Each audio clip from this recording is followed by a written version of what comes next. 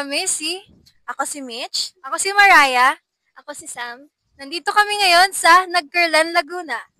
Andito kami para ipakita sa inyo ang San Bartolome Parish Church ng Nagcarlan. Ang Nagcarlan ang isa sa mga bayan na matatagpuan sa taas-taas ng Laguna. Ngayon, nandito tayo upang matuklasan ang simbahan ng San Bartolome Apostol Parish Church.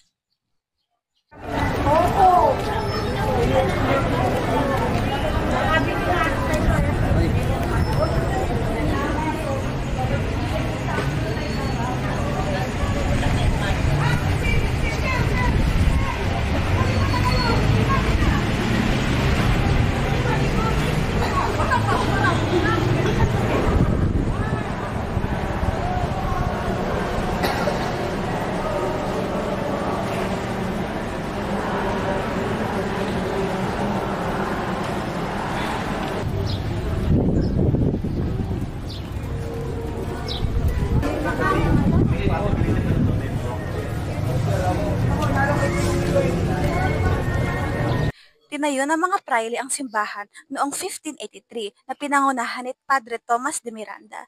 Ngunit noong 1781, nasama ang simbahan sa mapanganib na apoy na sumira ng kabuuan na ito.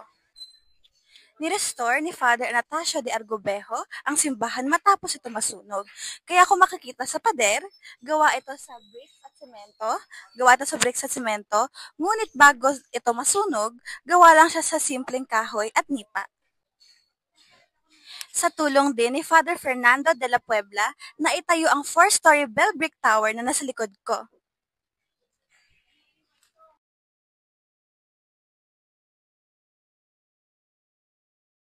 Noong 1851, nagawa ang Nagcarlan Underground Cemetery, ang kaisa-isang underground cemetery dito sa Pilipinas, na pinatibay ni Father Vicente Biloc noong panahon niyang nagpapari dito. Na makikita pa rin natin ang original structure nito hanggang ngayon. Nasa paniniwala ng mga Espanyol na ang simbahan at ang sementeryo ay itinatayo sa isang lugar lamang. At ito na rin ang nakagisnan ng mga Pilipino simbahan mula ngayon. Ngunit bakit kaya may layo ang underground cemetery kung iisa lamang ang nagpatayo nito? Ito ang isa sa mga misteryo na tuklasan ng aming team sa paglilibot sa San Bartolome Apostol Parish Church.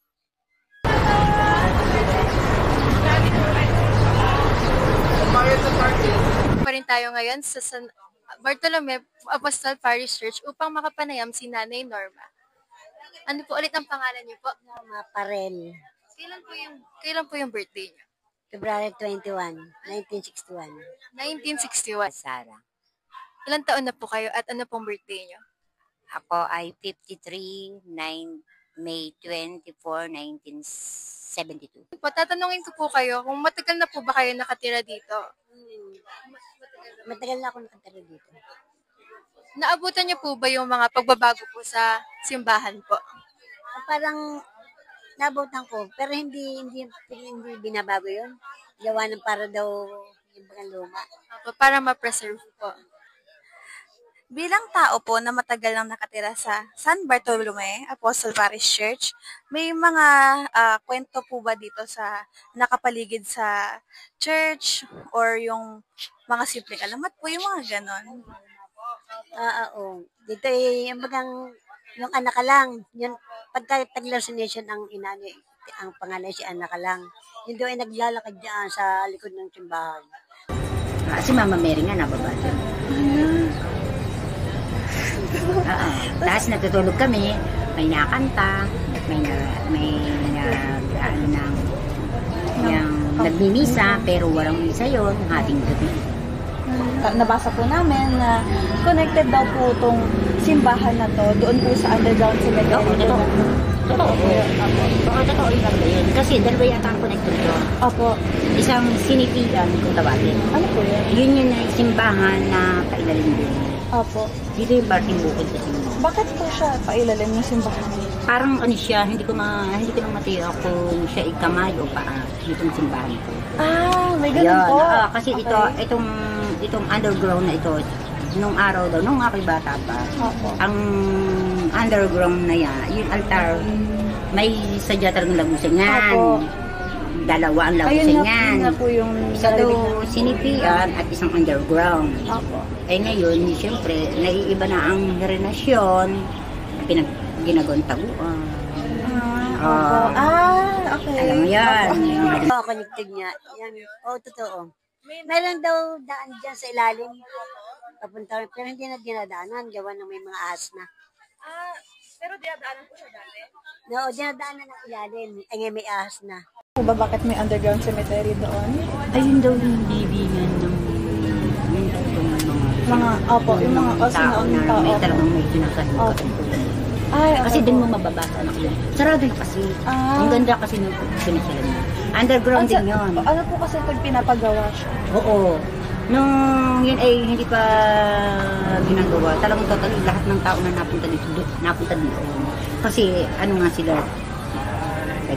ano yan, pailalim. Yung simbahan naman dito pag-usong ganyan. Next question po, ano pong masasabi niyo sa mga kabataan na nais pa pong bumisita, lalo na po panahon na ulit ngayon ng bisita iglesia?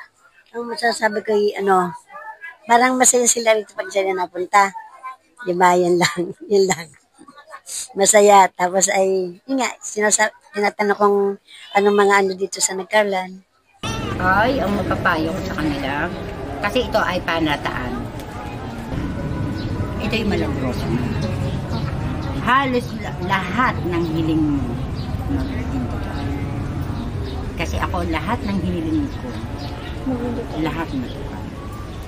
Kaya ako ay dito na, siguro, dito na rin kagaya ng mama ko. Ito man lang.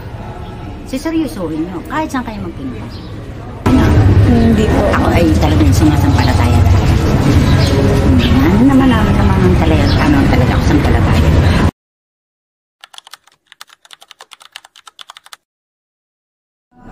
As you were doing the project, the interviewees told stories that placed great importance on their cultural identity and faith.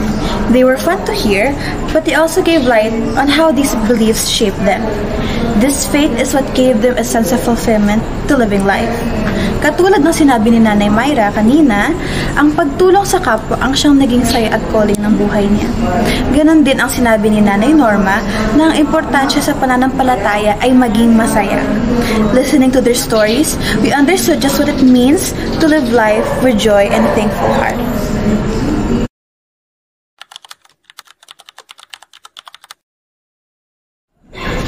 This helps us enrich our understanding of our historical and cultural heritage by allowing us to have access, explore, and learn more about the San Bartolome Apostol Parish Church.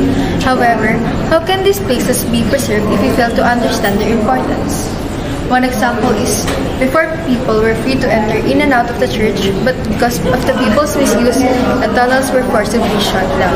Not only do we need to understand these historical sites, but we must appreciate and preserve these rare places. The experience this trip gave us created a new perspective in our lives and beliefs, helping us recognize a way to have a deeper understanding why the people around the church has influential faith even to us, the younger generation.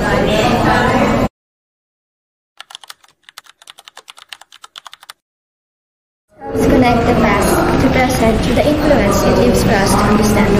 Historical places like this is a way for us to look back to the past and can help us realize how crucial it is for a place like this to be preserved for the next generation to see.